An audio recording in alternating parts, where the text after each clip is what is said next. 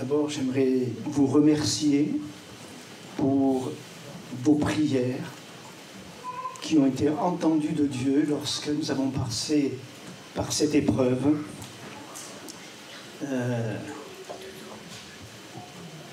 Il y a quelques mois, puisque c'était au mois de novembre. Le temps passe vite. Depuis plusieurs jours, j'étais fatigué. Mais on ne veut pas toujours le reconnaître.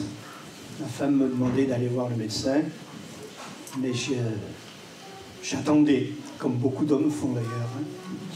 Et puis, un matin, je m'étais levé, j'étais recouché, et puis j'étais à table, petit déjeuner, et là, à nouveau, la tête dans les bras. Alors, elle a téléphoné, le médecin nous a dit de venir, et je faisais un infarctus. Donc je suis allé là-bas en conduisant. Ce qui est, je ne le savais pas. Et puis arrivé là-bas, il m'a vu, il a dit non, il faut vite rentrer d'urgence à l'hôpital.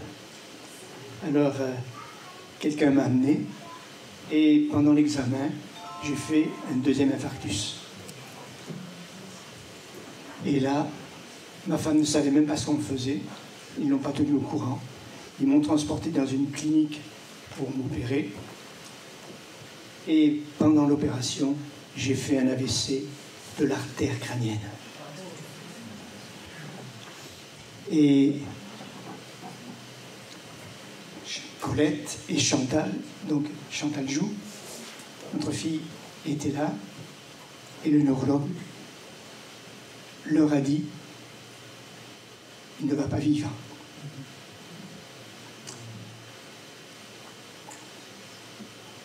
À partir de là, elle l'a dit à tous les pasteurs réunis qui étaient en pastoral à Toulouse, et puis toute notre famille, enfants, petits-enfants, tous ont prié. Merci pour la famille que nous avons, tant ceux qui sont chrétiens que ceux qui ne le sont pas. Mais toute la grande famille de Dieu a prié. Et nous avons une grande famille. Et je bénis Dieu. Alors ils avaient dit une deuxième chose à ma femme: il va rester entièrement paralysé. Le fait est, j'étais paralysé de tout le côté gauche. Je voyais des choses en double. La face était paralysée, le bras, la jambe, tout était paralysé. Et là, Daniel est venu me voir. Il était avec Colette. Et à un moment donné, il a prié pour ma jambe qui était paralysée. Et la jambe s'est redressée.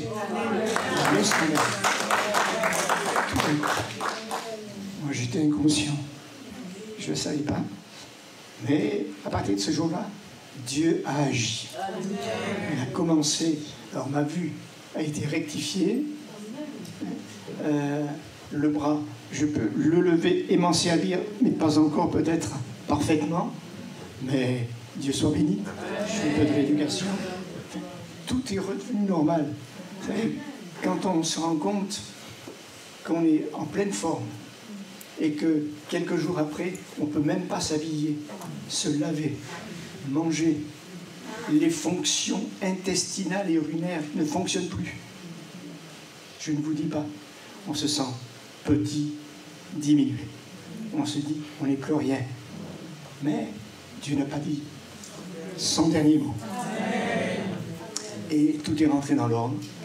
Quand je suis sorti, on m'avait dit surtout de ne pas conduire. Vous n'avez pas besoin de me le dire parce que j'en étais incapable. Et je suis passé devant un médecin mandaté par la préfecture et il m'a redonné la permission de conduire pour 1 an. C'est le protocole. Et au bout d'1 an, ils me feront encore voir et passer devant un médecin ou plusieurs. Et puis là, je pourrais obtenir mon permis. Ça nous a rassurés parce que nous étions dépendants, ma femme et moi, pour tout, des uns et des autres. Alors, nous avons une famille gentil, qui venait régulièrement. L'une de nos petites filles qui a le permis, tous les mercredis, elle était là. Béni soit Dieu pour les familles que nous avons. Et béni soit Dieu pour la grande famille de Dieu. Et aujourd'hui, je n'ai pas besoin de chauffeur, je suis là. J'ai conduit moi-même. J'espère sans faire trop de peur à ma petite fille. Voilà. Ce qui veut dire que le Seigneur a agi et qu'il continuera jusqu'au bout. Alors, on peut se demander parfois pourquoi. Je vais vous donner un conseil spirituel. Ne vous posez pas la question pourquoi en un mot. Qu'est-ce qui fait que je suis comme ça? Mais posez-vous la question pourquoi en deux mots. C'est-à-dire pour quelle raison? Qu'est-ce que tu attends? Qu'est-ce que tu veux faire, Seigneur? Et c'est ce que j'ai fait. Et dans sa grâce, je ne suis pas le seul, hein.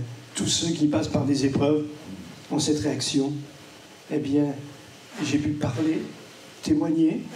Et avant de partir, le médecin, Mme Thibault, quand j'étais dans une clinique de rééducation, m'a dit oui, vous pouvez partir.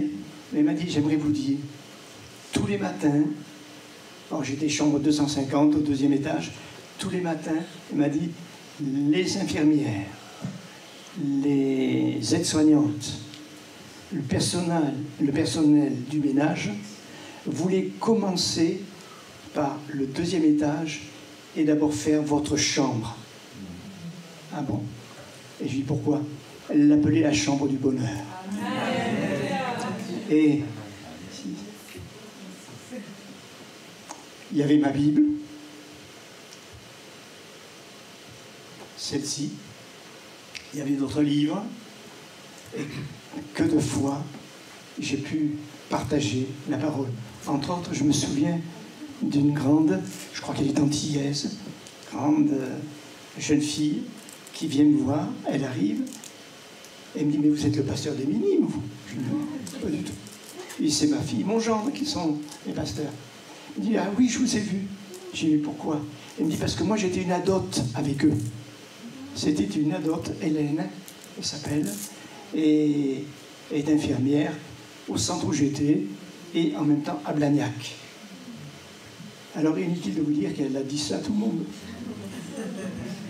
Et le lendemain, j'ai une jeune dame qui vient, elle me dit, écoutez, ma famille est athée. Moi je suis athée, mes grands-parents sont athées, mais j'aurais des questions à vous poser, est-ce que je peux? Bien sûr vous pouvez. Et là on a parlé du Seigneur. Alors elle me dit, oui mais toutes les religions, etc. Je lui dis, je ne vous ai pas parlé de religion, moi. Je vous ai parlé d'une personne. Elle dit, ça c'est vrai. Et c'est ainsi que le témoignage peut se produire. Pourquoi en deux mots? Tout le monde traverse des épreuves. Pourquoi? Quel est le but, Seigneur, que tu veux atteindre par le moyen, l'instrument que je suis? Voilà. Que Dieu vous bénisse si vous passez par l'épreuve. Si vous êtes passé, vous savez ce que ça veut dire. En tout cas, Dieu est fidèle. Et Dieu est bon. Et Dieu est grand. Et je peux dire que le Seigneur est celui qui relève, guérit.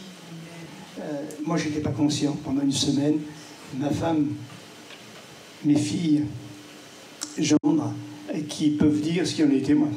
J'étais un peu dans les vapes, mais je sais, parce que chaque fois que je fais une visite au corps médical, le neurochirurgien me dit, vous savez, monsieur, vous revenez de très, très loin. Eh bien, très loin, je suis là. Merci pour vos prières. J'aimerais lire avec vous, merci à Dieu.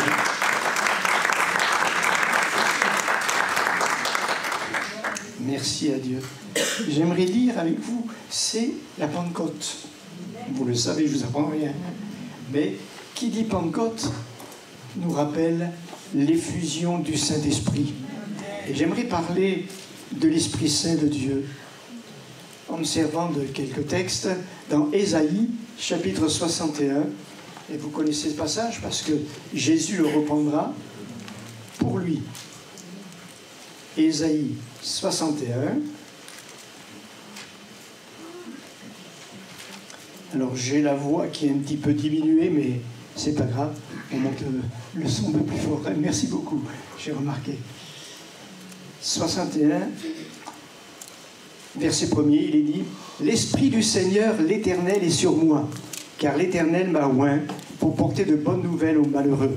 Il m'a envoyé pour guérir ceux qui ont le cœur brisé, pour proclamer aux captifs la liberté et aux prisonniers la délivrance, pour publier une année de grâce de l'Éternel et un jour de vengeance de notre Dieu, pour consoler les affligés, pour accorder aux affligés de Sion, pour leur donner un diadème au lieu de la cendre, une huile de joie au lieu du deuil, un vêtement de louange au lieu d'un esprit abattu, afin qu'on les appelle des térébènes de la justice, une plantation de l'Éternel pour servir à la gloire de Dieu. Et nous savons, nous, que le ministère de Jésus est justement ce qui a correspondu à cette prophétie apportée par le prophète Ésaïe. Et dans le livre des psaumes, que vous connaissez également, au chapitre 23, psaume 23, il nous est dit au verset 5,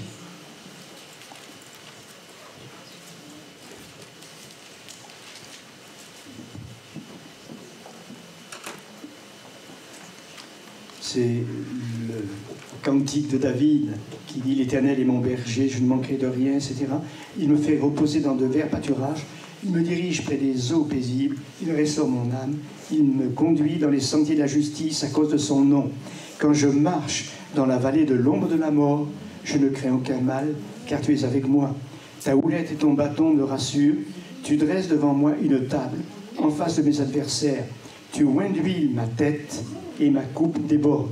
Oui, le bonheur et la grâce m'accompagneront tous les jours de ma vie, et j'habiterai dans la maison de l'Éternel jusqu'à la fin des jours ou de mes jours. Amen. Alors là encore, il est question de l'huile, mais d'une manière personnelle. David en a fait l'expérience, nous savons qu'il avait été oint, et dans la Bible, l'onction faite avec l'huile concernait les objets sacrés, certains personnages choisis par Dieu, comme des rois, des prophètes et des sacrificateurs. Et ce qui les caractérisait, c'est que le Saint-Esprit était avec eux, ils étaient consacrés à Dieu.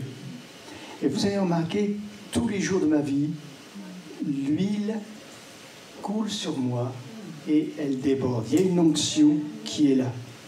Souvent, nous aimerions voir de grandes œuvres de Dieu, des grands exploits de Dieu, de grandes choses que Dieu peut faire. Alors que la vie chrétienne, elle est faite de petites choses. La vie n'est pas une petite chose, mais elle est faite de petites choses. Et c'est de cette manière-là que j'aimerais en parler. Certes, on peut voir les chutes du Niagara ou encore d'autres fleuves, mais l'eau ne se manifeste pas toujours en chute. Il y a la source d'eau. Elle est fine, elle est régulière, et elle irrigue. C'est elle qui donnera des fleuves, des rivières, voire même des chutes. C'est une source qui est petite. Et c'est ce que le Saint-Esprit veut faire dans nos vies. Il veut être la source, cette présence de Dieu, de cette onction de Dieu, de façon que même sans rien dire, les autres peuvent voir que nous sommes enfants de Dieu, chrétiens. L'onction du Saint-Esprit. Alors, j'aimerais prendre quelques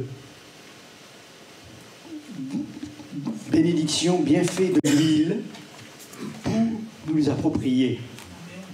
Tout d'abord, dire que l'huile s'évapore. Comme de l'eau peut s'évaporer, l'huile s'évapore également. Qu'elle soit chauffée ou non d'ailleurs. Et parfois, le Seigneur, le chrétien a laissé évaporer l'huile que Dieu lui a donnée. Alors comment ça? Eh bien, par négligence, on néglige la vie du Saint-Esprit, on néglige les moments intimes passés avec lui, ou alors on n'y pense pas, et l'onction semble s'évaporer. C'est le naturel, ça. Comme l'eau s'évapore, comme les flaques d'eau s'évaporent au moindre rayon de soleil, l'huile s'évapore. C'est quelque chose que nous devons entretenir. Comme un feu qu'on allume, si on ne l'entretient pas, il finit par s'éteindre. Et nous devons veiller à cette onction que nous avons reçue, car Dieu chérit l'esprit qu'il a mis en chacun de nous. Il chérit l'esprit. C'est quelque chose d'important qui doit nous conduire dans la vie chrétienne. L'huile fuit s'il y a un moindre trou. Je ne sais pas si ça vous est arrivé, moi ça m'est arrivé dans plusieurs voitures, que parfois, une durite d'huile, il n'y avait pas grand-chose, une fissure, un petit trou. Et dans les jours qui arrivaient, il n'y avait plus d'huile dans le moteur. Et là, c'est grave. On ne peut pas rouler sans huile. Et est-ce que nous n'avons pas parfois des trous, des fuites de l'onction? Admettons, l'apôtre Paul dira, ne donnez pas accès au diable en nous couchant sur notre colère. Et ce qui a été traduit par accès, en grec, alors je ne vais pas faire du grec, hein, je vous le dis tout de suite, est aussi traduit par avenue ou fenêtre. Vous imaginez, nous on dit accès, et l'original dit ne donnez pas avenue au mal, ou n'ouvrez pas la fenêtre au mal. Quand parfois il y a un coup de vent qui se lève, que votre fenêtre est ouverte et que vous avez des papiers sur le bureau, qu'est-ce que ça fait? Tout s'envole. Ou s'il y a d'autres portes qui sont ouvertes, ou d'autres fenêtres, courant d'air, ça claque, enfin, ça bouleverse un petit peu. Eh bien, c'est la même chose. La colère. Ce n'est qu'un détail. Pour certains, oui, mais c'est mon caractère, je suis comme ça, mais je ne suis pas méchant. Comme vous voulez, mais ça donne accès au diable. Ce qui veut dire que lui, il en profite. Connaissant votre faiblesse, il va s'en servir pour l'utiliser contre vous et contre les autres. Qu'il n'y ait pas le moindre petit trou, parce que l'Esprit de Dieu peut, lui, être attristé. Et à force d'attrister quelqu'un, qu'est-ce qui se passe? Imaginez-vous qu'un membre de votre famille vienne vous voir, et puis il aime parler avec vous, il aime être avec vous, mais que chaque jour, vous mettiez en colère.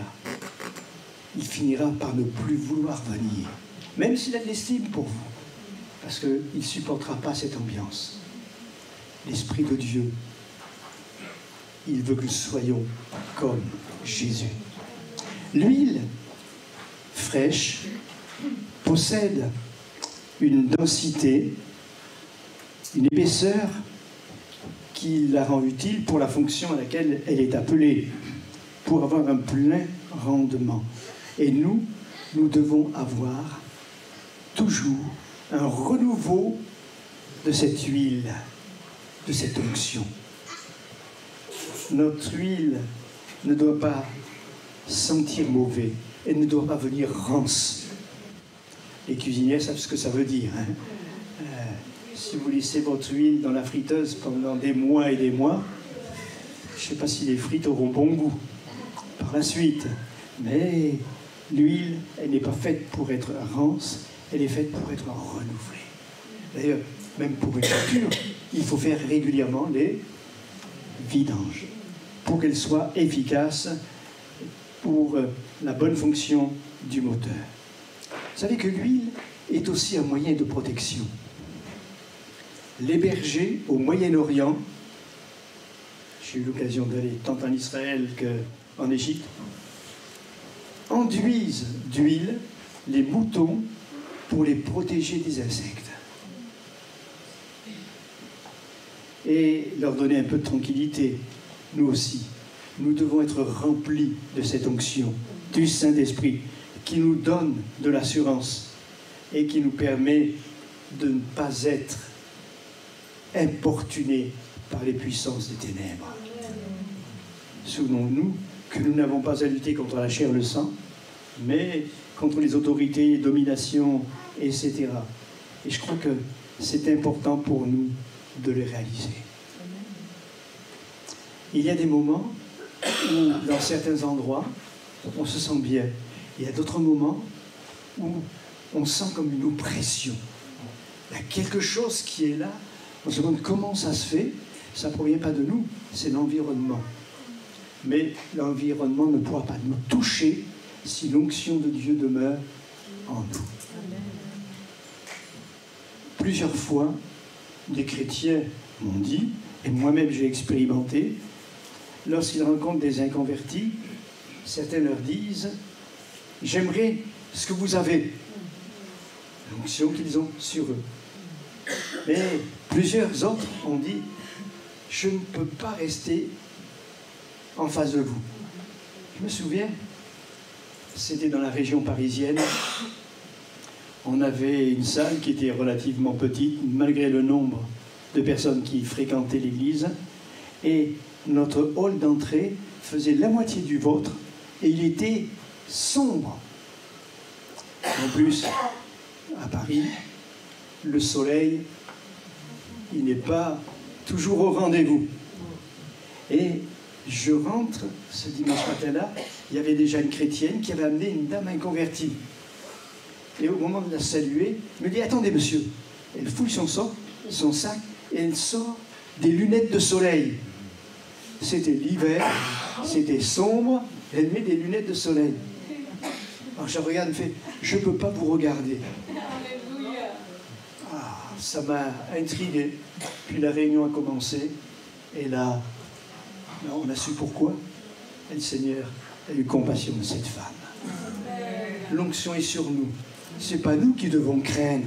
Ce n'est pas nous qui devons avoir peur. C'est celui qui a été vaincu il y a 2000 ans. Un jour, un chrétien, un frère dans le ministère que je connais bien et que j'apprécie beaucoup, était avec une jeune fille, avec des frères, ils étaient là, une jeune fille qui était tourmentée. Elle avait fait même des hôpitaux psychiatriques, etc. Et ses parents ne pouvaient plus accepter cette situation. Et à un moment donné, le pasteur et les frères anciens qui étaient là priaient pour la libération de cette jeune fille. Et le démon qui était en elle lui a dit « Vous savez, vous parlez de la croix, mais moi j'y étais à la croix, vous n'y étiez pas. » Démon qui disait ça au pasteur. Il a dit « Non, moi j'y étais pas, mais celui qui était sur la croix vous a vaincu. Et il est dans mon cœur maintenant, et vous êtes des menteurs. » Et la jeune fille était libérée. Ce que les hommes n'avaient pas pu faire, cette jeune fille l'a été, elle est devenue chrétienne, ainsi que ses parents, que Dieu soit béni. C'est une expérience qu'a partagée un frère que j'estime beaucoup. L'huile, c'est également, non seulement mesure de protection, mais l'huile sert à éclairer, ça nous le savons. Ça me fait penser, quand nous étions en Afrique un certain temps, tous les soirs, on avait les petits Africains qui passaient « Pétrole, pétrole, pétrole !» C'était pour soit allumer les lampes, soit également pour mettre dans les frigos qui fonctionnaient au pétrole. Eh bien, l'huile sert à éclairer et aussi à se chauffer. Qu'est-ce que ça veut dire? La Bible nous dit que nous devons faire des bonnes œuvres afin que le monde les voie. Amen. Et qu'il puisse rencontrer Jésus, parce que nous les faisons pour Jésus, au nom de Jésus, amen, pour la gloire de Jésus. Et Dieu a préparé des œuvres à chacun. C'est à nous de les vivre, de les accomplir, mais également des paroles qui réchauffent. Vous savez, dans ce monde, quand, admettons, c'est les moments des élections, d'un côté comme de l'autre, on entend les gens qui se présentent parler des autres électeurs, pas des autres électeurs, des autres qui se présentent, d'une manière, c'est horrible. Rien qu'à les entendre, moi, je n'ai pas du tout envie de voter pour qui que ce soit. Ils ne relèvent que ce qui va mal, ils ne relèvent que les défauts, ils ne relèvent que les erreurs, ils ne relèvent que le mal.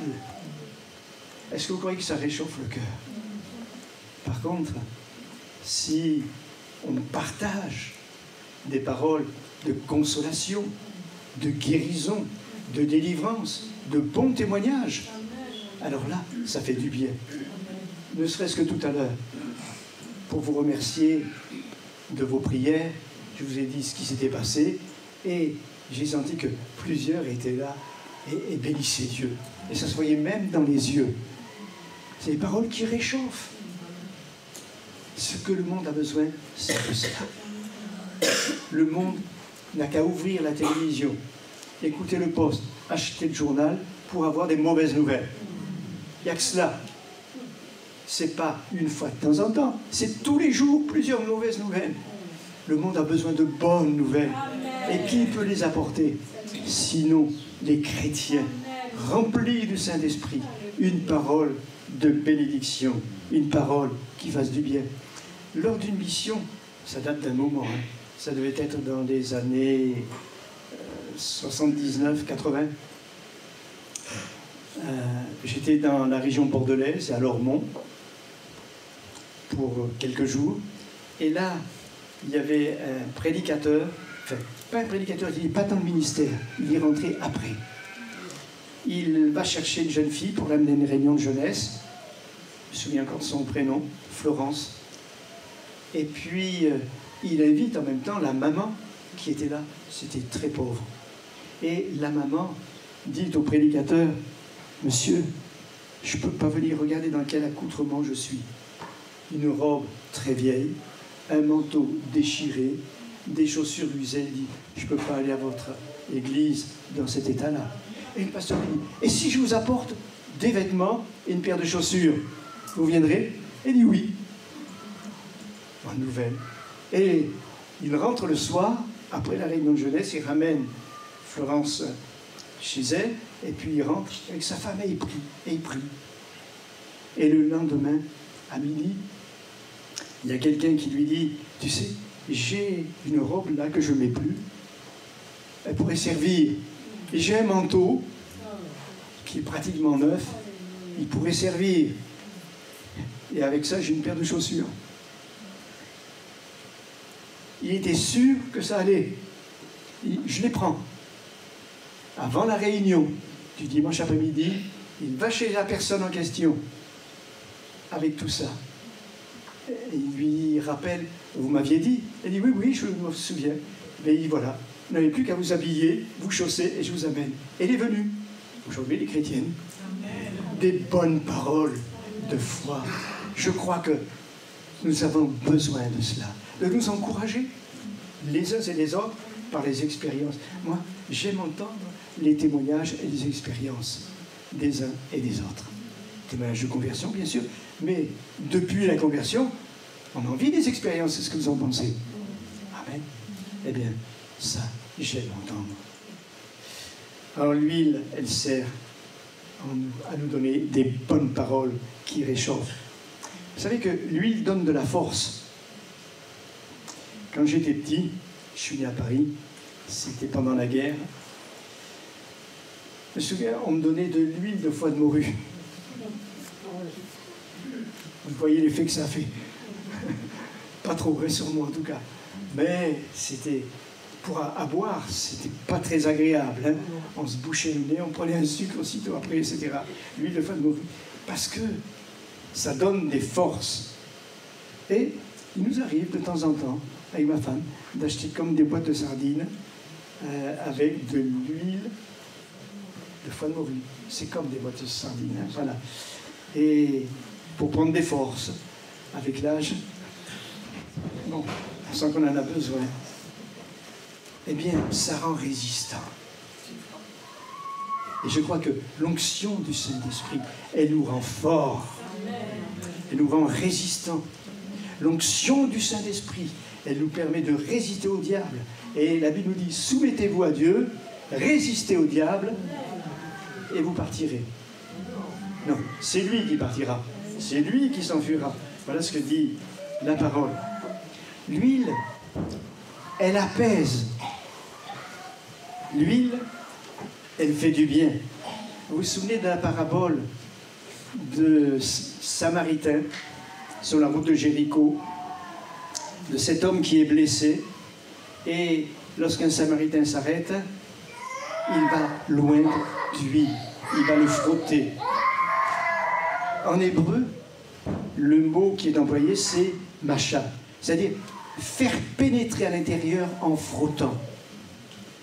En grec, c'est simplement enduire. Mais oindre, eh bien, quand l'onction du Saint-Esprit vient sur nous, parfois, elle nous saisit physiquement, nous le sentons, mais surtout, elle pénètre intérieurement. Et cette onction, eh bien, elle guérit, elle nous rend forts. Que de fois, des gens sont venus un dimanche matin en demandant l'onction d'huile pendant le culte. Et pendant ce culte, le Saint-Esprit a soufflé. Le Saint-Esprit s'est manifesté. Le Saint-Esprit a agi de telle sorte que, au moment de faire l'onction d'huile, c'était plus la peine. La personne avait été bénie, guérie et touchée sur sa chaise. L'onction d'huile l'avait fait tout simplement. C'est pour ça que je crois qu'au moment de la Sainte Seine, bien des choses peuvent se passer. Dieu soit béni. Vous savez que l'huile, ça vous devez l'avoir vécu, elle évite la rouille et le bruit. Toutes les années, nous avons des volets en bois, il faut que je les enlève et que je mette de l'huile sur les gonds. Sinon, ça fait du bruit, on ne réveillerait pas les voisins parce qu'ils sont loin, mais enfin, il faut le faire. Et alors, la rouille. Eh bien oui, l'huile, l'onction, elle enlève la rouille. Elle évite le bruit. Ce que j'aime, c'est cette onction qui est là comme une rosée qui vient. Elle est douce, elle ne fait pas de bruit, mais elle agit. Amen. Et ça, c'est l'onction du Saint-Esprit. Il y avait un monsieur, c'était des chrétiens d'ailleurs, il avait toujours dans sa poche une burette d'huile. Et quand il était invité, quand il avait quelque part, s'il entendait une serrure qui faisait du bruit, il sortait sa burette et il y mettait quelques gouttes d'huile. Drôle de manière, hein. Et, en fait, c'était une bonne idée. Je n'ai pas de burette d'huile dans ma poche. Mais l'huile, elle est très efficace. Vous savez que l'huile, elle transforme en une autre personne. Elle éclaire le visage. D'ailleurs, dans certains sports, on se met de l'huile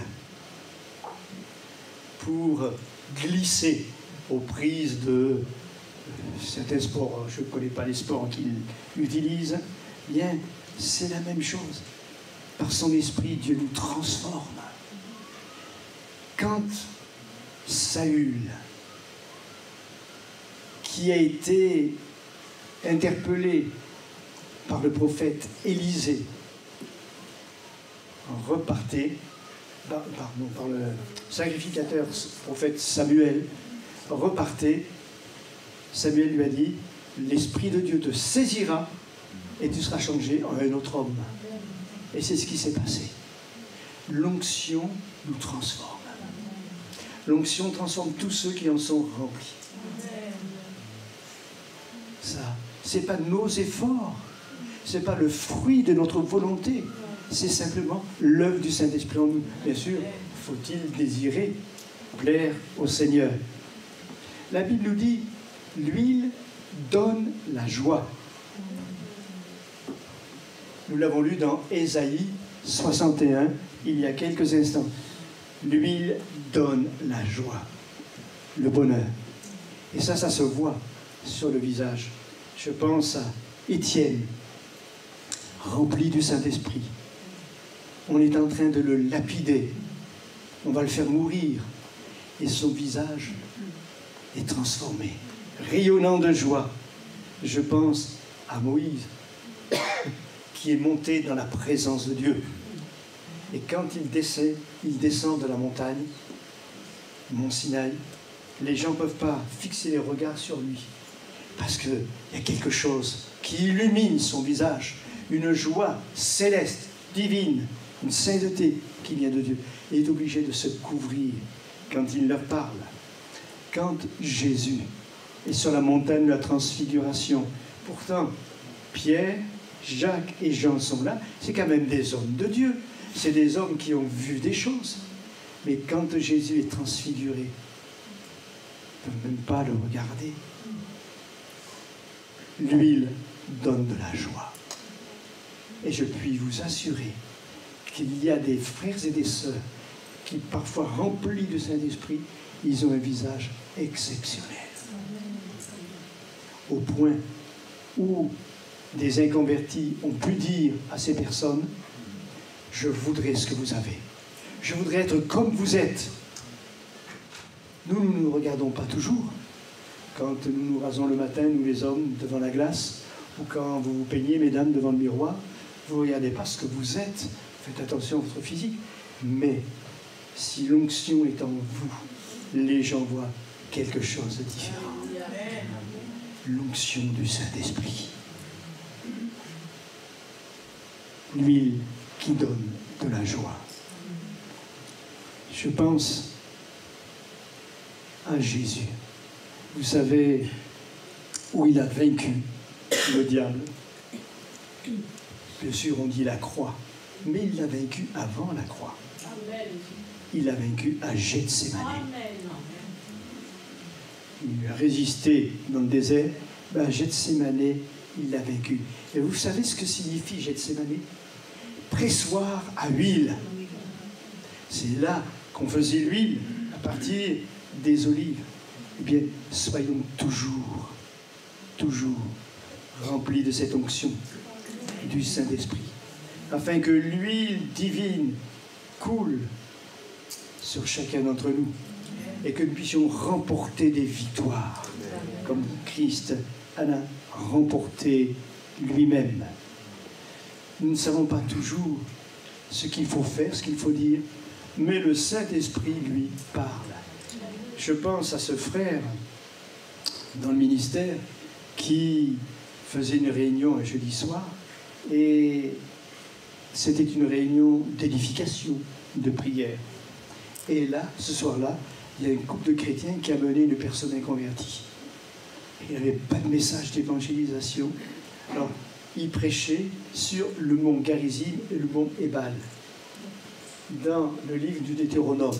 Alors, le mont Garizim, c'est là où il y a eu la malédiction qui était prophétisée. Le mont Ébal, c'était là où il y avait la bénédiction.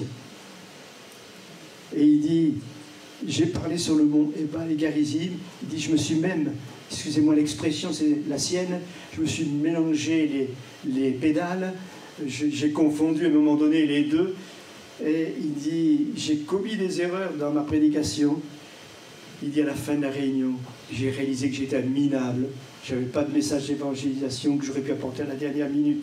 Et il s'en voulait. Pourtant, il avait prié, etc. Il a demandé pardon au Seigneur. Il a dit, Seigneur, il n'y a que toi qui peux agir. Et puis, les chrétiens, d'ailleurs, lui ont manifesté par un regard qu'ils n'étaient pas contents de la réunion, de la prédication. Une vingtaine d'années plus tard, Patrick est dans la région nantaise où il est invité pour une mission de quelques jours. Et à la fin d'une réunion, il y a un monsieur qui vient le voir par derrière, qui le touche. Alors il se retourne, il fait « Monsieur, vous me reconnaissez ?» Alors le frère lui dit « Non, je ne vous reconnais pas. » Il lui dit « Vous vous souvenez pas leur mont où vous étiez, le mont Ébal et le mont Garizim. » Oh, que s'il s'en souvenait. Mais pas de la même manière que l'autre. Il dit, ce jour-là, j'ai été placé devant un dilemme. Il fallait que je choisisse ou la malédiction ou la bénédiction. Et ce jour-là, j'ai choisi la bénédiction. Et il dit, je suis venu par le travail dans la région nantaise. J'ai cherché tout de suite une église. Je suis baptisé et maintenant je sers le Seigneur parmi les frères anciens qui aident le pasteur. Vous voyez, on peut croire que nous-mêmes, on n'est pas dans le coup. Mais ce qui compte, c'est que vous soyez remplis du Saint-Esprit. Et vous apprendrez plus tard ce que Dieu a fait. Comment même ce que vous avez peut-être vu, considéré comme des échecs, Dieu s'en est servi comme moyen de bénédiction. C'est formidable ça. Hein? Seigneur, c'est tout. Pourquoi? C'est le Saint-Esprit qui agit. C'est pour ça que le feu du Saint-Esprit remplit nos cœurs. C'est pour ça que le Saint-Esprit a été envoyé sur l'Église du Seigneur. C'est pour ça que Dieu veut remplir chacun du Saint-Esprit. Chacune. Il n'y a pas des préférés, il n'y a pas des chouchous pour Dieu. Il n'y a que des êtres qu'il a sauvés, des enfants qu'il aime, tous de la même manière, et qu'il veut utiliser à des fins de bénédiction. Sommes-nous prêts à être remplis du Saint-Esprit? Le voulons-nous? J'étais à l'île de la Réunion il y a longtemps, une vingtaine d'années, et là, dans le stade de Saint-Paul, où se trouvent actuellement Daniel et Chantal, ils y seront demain pour apporter la parole, la partager. Daniel et Chantal jouent. On m'avait demandé de parler sur le Saint-Esprit. Alors j'avais parlé, message sur l'Esprit Saint de Dieu. Et là, à un moment donné, donc il faut savoir qu'il y a entre 15 et 20 000 personnes dans le stade. Et là, tout d'un coup, il dit, Seigneur, maintenant, je viens de parler de ce qu'est le Saint-Esprit, de ce qu'il fait, et c'est le moment qu'il le mette en pratique. Et je me souviens, j'étais là, sous le kiosque, aménagé pour le prédicateur, et ceux qui chantaient, et maintenant que ceux qui le veulent puissent être baptisés du Saint-Esprit. Je ne pouvais pas prier, 15 000 personnes, 18 000. Seigneur, baptise du Saint-Esprit. Le Saint-Esprit descende sur cet auditoire. Et quelques jours après, il y avait une petite jeune fille, on se souvient, qui vient me voir et me dit, tu sais, j'ai été assise sur les marches et là, le Seigneur m'a baptisé du Saint-Esprit. Moi, j'y étais pour rien. Je n'ai pas imposé les mains. Je n'ai pas prié pour elle. Mais le Saint-Esprit est là. Je me souviens, cette même réunion, le Saint-Esprit chasse les démons.